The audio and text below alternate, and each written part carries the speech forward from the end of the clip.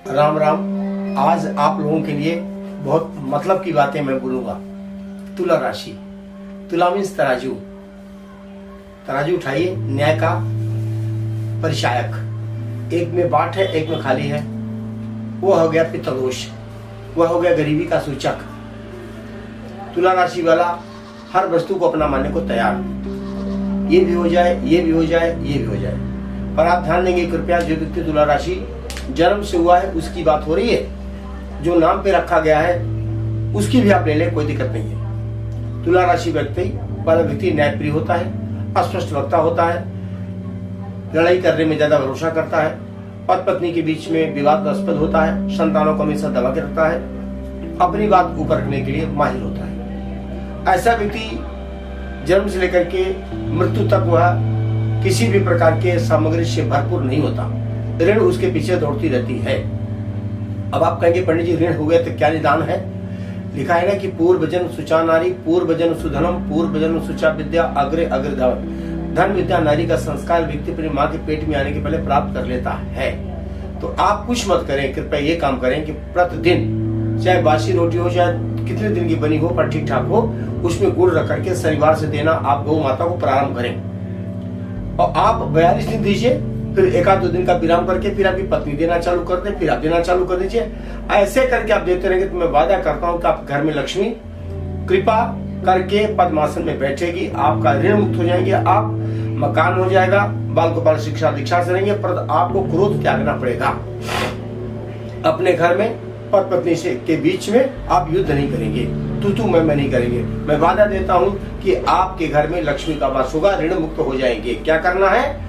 आपको प्रतिदिन शनिवार से शुरू करेंगे गौ माता को रोटी गुड़ मिला रोटी में गुड़ करके देने के लिए। और एक मंत्र जपना है, ओम समृद्धिम कुरु सर्वदा। माता पिता का आदर करो, माता पिता का चरण छुओ, विनम्रता से रहोगे और घर के अंदर पानी ना टपके। मैं वादा देता हूं कि आप एकदम सुखमय शांतिमय पूर्ण जीवन व्यतीत करेंगे। राजा का राम राम।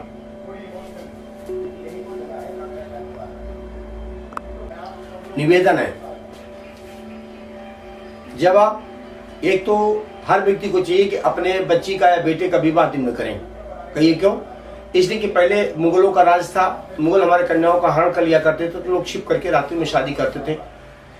सरदार वर्ग के जो हैं वाहेगुरु, वो हमेशा दिन में शादी करते थे, उनके तलवार में बाहुबल था, ताकत थी, वो कभी नहीं डरे, युद्ध के लिए तैयार हो जाते थे। हम लोग डर जाते थे, हम लोग भीरू हैं। तो अब निवेदन मैं करता हूँ कि रात्रि में सूर्य अस्त के बाद किसी देवी देवता की पूजा नहीं होती, केवल होती है तो दीपावली में या कि दुर्गा जी के नवरात्रि में।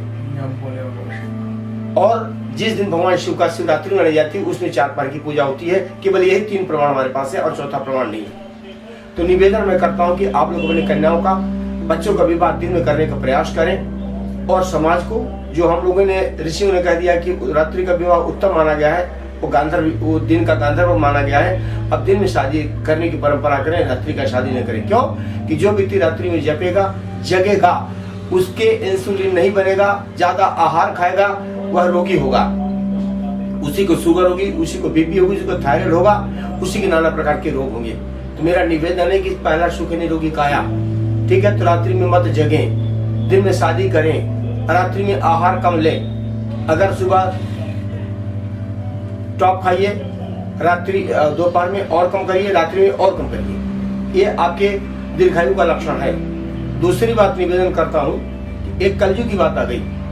कलयुग का आगमन हो चुका है, प्रथम चरण चल रहा है, कुछ वर्ष के बाद द्वितीय चरण आ जाएगा। भगवान कृष्ण ने यही कहा था कि जब कलयुग आ जाएगा तो महिलाओं का केवल सौंदर्य हो जाएगा केस। अब मनुष्य अपने प्रकृति से दूर होना चालू कर देगा। कैसे प्रदूर होता है? बहनें माताएं ज्यादातर देखा जाए कि बाल को छोटा करना चालू कर देती हैं, केमिकल लगा करके काला बनना चालू कर देती हैं। पुरुष भी यही करता है। महाभारत देखिए, बाल भी तो हुआ था, ठीक है? अब उसी से जाकर के विनाश हुआ था। तो मेरा निवेदन है कि आप लोग जो केमिकल लगाते हो बाल पे मत लगाओ, क्योंकि आपकी आंख खराब हो जाएगी। दूसरी बात हो गई, कैंसर होने के चांस बन जाते हैं। तीसरी बात हो गई कि माताएं अपने बाल को हमेशा केस को बांध के चलेंगी तो उनको बीपी नहीं बनेगी, उनका पेट नहीं खराब होगा। तो ये केमिकल का प्रयोग कृपया न करें, इससे आपकी दीर्घायु होगी। विशेषकर हर समाज के लोगों को मैं बोल रहा हूँ, तुला राशि को बोल रहा हूँ, कृपया मद्यप न पान करें। विजया एक कल्पम तु 10 कल्पम तु नागनी शत कल्पम तमाल पत्रम धूम संख्या ने दिए थे। अपने माता पिता का आदर करो, चरण छुओ, अगर कोई गलती हुई तो सॉरी आप बोलो या बच्चे बोल दें या माता पिता भी आशीर्वाद देकर के संतुष्ट कर दें। दूसरी बात हो गई कि खान पान में जैसे अंडा, मांस, अगर हमें कोई दांत काटेगा तो हम आशीर्वाद देंगे कि गाली देंगे? हम मारेंगे ना। उसी प्रकार से आप किसी जीव को खाते हो, गंदी बातें करते हो, गंदा खाते हो, उसको तो उसका वध होता तब तो आप खाते हो। अरे हरामियों नहीं खाओगे तो सुनिश्चित है उस जीव का वध नहीं होगा। अगर बंद हो जाएगा तो जीव की रक्षा होगी, चलेगा, खूब होगा। तो सब मिलाकर के मेरा निवेदन है कि जो मांस खाते हो कृपया जीव जंतुओं का इनको मत खाओ, उनको जीने का हक दो, और नहीं तो आप कोढ़ी हो जाओगे, रोगी हो जाओगे, कैंसर से पीड़ित हो जाओगे, रोज आपको 20 दवा खानी पड़ेगी, नोट कर लो।